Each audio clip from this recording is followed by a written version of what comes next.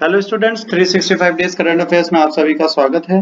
आज के कुछ करंट के न्यूज इस तरीके से हैं कि जैसे जी जिप सिंह साहब इंडिया के बॉर्डर के पास अरुणाचल प्रदेश के पास एक छोटा सा प्लेस है ना, नियांगची। ये तिब्बत का एक पार्ट है, उस तिब्बत के पार्ट में पहुंचे हुए हैं और इस तिब्बत के पार्ट में पहुंचकर ये अपना काम कर रहे हैं, क्या मिलने का।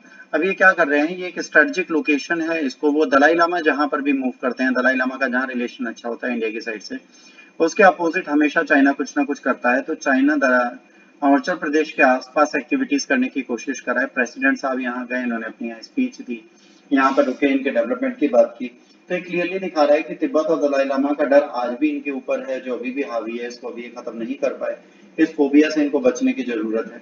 तो अभी ये वापस आए हैं अरुणाचल प्रदेश के पास, नियांची प्लेस में पहुंचे और वहां पर ये रहे थोड़ी देर और अपना, मतलब सालों में पहली बार ऐसा बंदा है जो कोई हेड हो जो ऐसी छोटी जगह पे गया।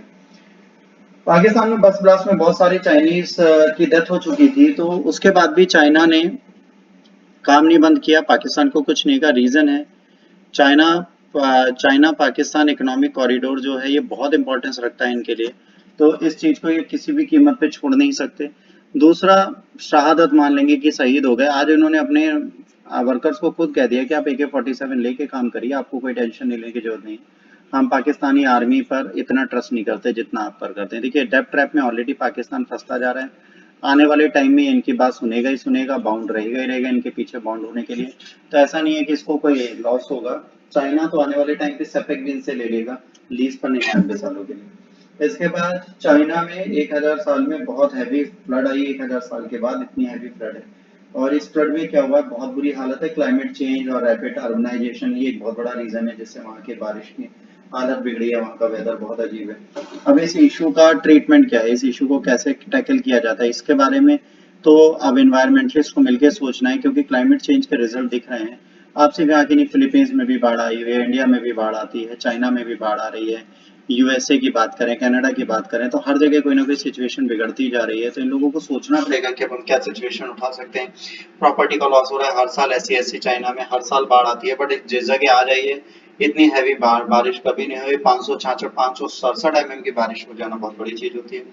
इसमें कुछ यूट्यूब पे वीडियोस चले, आप देखेंगे तो ट्रेन जा रही है, metro train, underground metro train है, जो जब वो सबमर्ज हो जाती है, पानी के अंदर जा रही है और पानी उसमें भर रहा है, पैसेंजर आज भी वहां पे फंसे हुए हैं। ऐसी ऐसी सिचुएशन देखने को मिल रही है। बड़े बड़े प्रोविंस है जहाँ पर ये हालत हो रही है, तो इनको देखना पड़ेगा।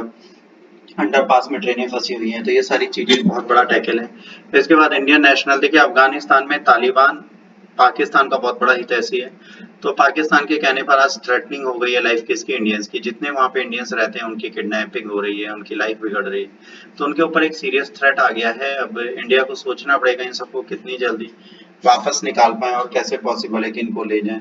मिलिट्री कॉन्वॉय पे अटैक हो रहा है, इनकी सिक्योरिटी पे प्रॉब्लम हो रही है, टेरर ग्रुप जो है सिविलियंस पे अटैक कर रहे हैं, है ना। इंडियस नेशनल को एक्सपीरियंस बहुत बुरा मिल रहा है, तो उनके ऊपर सीरियस थ्रेट आ रहा है किडनैपिंग करना है, ताकि इंडिया को भी थोड़ा वो कर पाए। इंडिया देखिए अभी अफगानिस्तान के आर्मी चीफ आ रहे हैं हमारे यहाँ, जो अफगानिस्तान के डेमोक्रेटिक पार्टी के जो रूलर हैं, मतलब जो डेमोक्रेटिक सरकार है, गवर्नमेंट है, उसकी पार्टी के जो रूलर हैं, उनकी तरफ से जो आर्मी चीफ है वो आ रहे हैं। तालिबान से में कोई मतलब नहीं है, अभी आर्मी चीफ आ रहे हैं, हो सकता है इंडिया से मदद मांगे। तो वेट करते हैं कल परसों का, देखते हैं क्या रिजल्ट आता है। बट हाँ, इंडियन नेशनल के साथ जो चीज हो रही है इसके खिलाफ तो हमारी इंडियन सरकार भी कोई ना कोई डिसीजन लेगी। देखिए, पर्सनल लोन देने के लिए पहले आपको बोर्ड से परमिशन लेनी पड़ती थी, 5 लाख 25 लाख से ऊपर, 5 लाख से 25 लाख से ऊपर का लोन देने के लिए। आज की डेट में क्या आप 5 करोड़ तक का पर्सनल लोन दे सकते हैं बिना बोर्ड के अप्रूवल के। इकोनॉमी को बूस्ट करने का एक तरीका है, अच्छी चीज है जो की जा रही है, बट इसके मैं पॉजिटिव नहीं, क्योंकि इनसिक्योर लोन होता है। इनसिक्योर लोन अगर कोई 5 करोड़ तक 25 लाख की जगह 5 करोड़ दे रहा होगा, और फ्यूचर में जो फाइनेंशियल कंडीशन कंट्री की है, जो इकोनॉमी की कंडीशन है, इसके बाद इसको पे बैक करना बड़ा मुश्किल हो जाएगा। और जो एनपीए बढ़ रहा है, एनपीए किसी एक इंडिविजुअल का क्या, बिग टीचर हम लोगों पे क्या इस वक्त एनपीए की मार झेल रहे हैं, तो नॉन परफॉर्मिंग एसेट्स में अगर कोई लोन जाता है तो वो प्रॉब्लम सबके लिए होती है। ये चीज गवर्नमेंट अभी नहीं समझ रही है। आरबीआई ने जो डिसीजन लिया है प्रोबेबली इकोनॉमी को ध्यान में रखते हुए लिया है, बट फ्यूचरिस्टिक अप्रोच की अगर बात करें तो ये डिसीजन रॉन्ग माना जाएगा, ये डिसीजन बिल्कुल बेनिफिशियरी नहीं है। इंडोनेशिया बाली में भी वही हालत है जो इंडिया में अभी हुई थी। इंडिया में जब कोविड फैला तो कोविड के बाद धीरे धीरे ऑक्सीजन सिलेंडर्स खत्म होने लगे थे। सेम कंडीशन इंडोनेशिया के बाली में चल रही है, वहां पर भी आज की डेट में बहुत बड़ा इशू चल रहा है, ऑक्सीजन सिलेंडर की क्राइसिस हो चुकी है, ऑक्सीजन फिल ही नहीं हो रही है। और इसके चक्कर में वहाँ पे डेड होने लगेगी।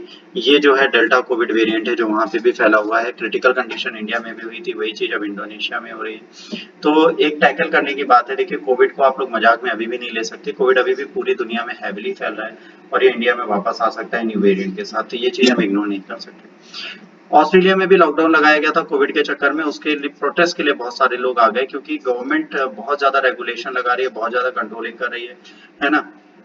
इनका कहना है कंट्रोल ऑफ द पीपुल नहीं कर सकते। टोटल गवर्नमेंट है, गवर्नमेंट का काम है लॉकडाउन लगाओ कुछ करो। पर यहाँ पर देखिए कोविड के टाइप पे कंट्रोल ऑफ द पीपुल भी हो सकता है। तो यहाँ पर भी प्रोटेस्ट चली है, मेजर प्रोटेस्ट है। जब लॉकडाउन लगाए मना है उसके अगेंस्ट भी लोग रेस्ट्रिक्शन के अगेंस्ट बाहर है।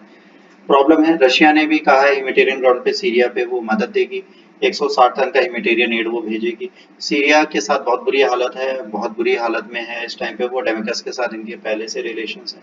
उनके सारे बायलैटरल फोरम को साइडलाइन करते हुए सीरिया के साथ जो इन्होंने 10 एग्रीमेंट साइन किए थे एक वीक में, उसको सबको हटाते हुए अपने साथ जा रहे हैं, मदद कर रहे हैं इनकी। और इंटरनेशनल यूएन ने भी ये कह रखा है कि वहाँ पे 11 मिलियन से ऊपर लोग हैं जिन्हें ह्यूमैनिटेरियन असिस्टेंस की जरूरत है। तो रशिया इसमें कदम बढ़ा रहा है, इनकी हेल्प कर रहा है। देखिए इंटरनेशनली आप बात करें, अफगानिस्तान की कंडीशन बुरी चल रही है, सीरिया की कंडीशन बुरी चल रही है।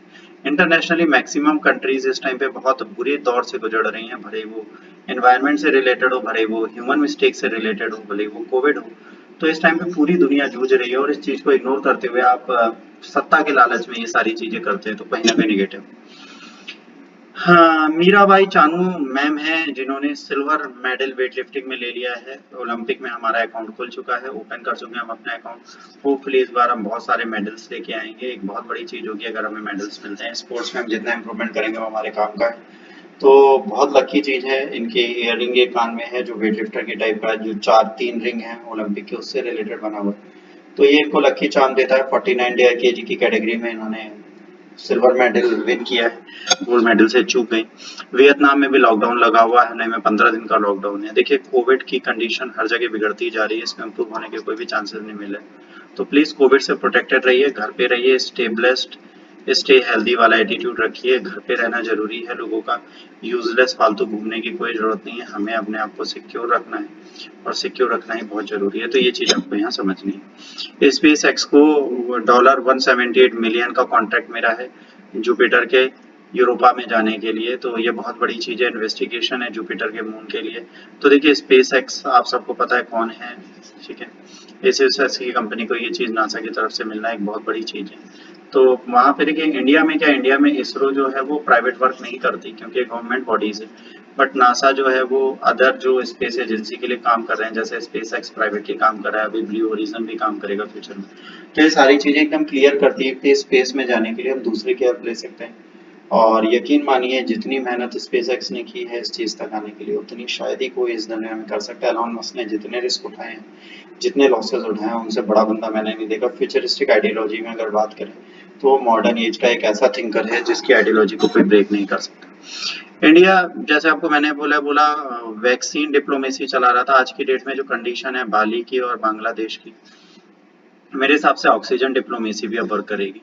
कोविड के चक्कर में इस टाइम पे सिर्फ वैक्सीन नहीं, इसके साथ ऑक्सीजन की भी लोगों को जरूरत है। तो लोगों तक ऑक्सीजन पहुंचाने का काम इन लोगों को करना है। इसको पॉजिटिवली लेके चलने की जरूरत है। इंडिया इस चीज को पहले से देख चुका है। ऑक्सीजन के लिए सेल्फ रिलायंस हर एक दुनिया को होना चाहिए। इस एग्जाम्पल को मजाक में नहीं लेना चाहिए। तो बांग्लादेश में हमारे कंटेनर पहुंच चुके हैं, है ना। तो ये वहां पहुंचेंगे और ये लिक्विड ऑक्सीजन लेके पहुंचे हुए हैं। तो ये पहला है इंडियन रेलवे का जो 200 मेट्रिक टन ऑक्सीजन वहां पे पहुंचा रही है। इसके बाद रेन, फिलीपींस में भी फॉरेस्ट में फ्लडिंग चल रही है, वहां पे भी बहुत बुरी हालत है। हैवी रेन से वहां पे भी बहुत सारे लोग फंस गए, वहां पे भी ये हालत है। मैंने क्या कहा, क्लाइमेट चेंज एक जगह नहीं दिखता। क्लाइमेट चेंज आपको कनाडा में दिखेगा, इंडिया में दिखेगा, चाइना में दिखेगा, फिलीपींस में दिखेगा, यूएसए में दिखेगा, है ना, अफ्रीकन कॉन्टिनेंट में दिखेगा। तो हर जगह इस वक्त क्लाइमेट चेंज की कंडीशन है। तो ये भी जहां जहां पे ऐसी कंडीशन हुई है इसको इवैक्यूएट करके सुरक्षित करने की कोशिश करें।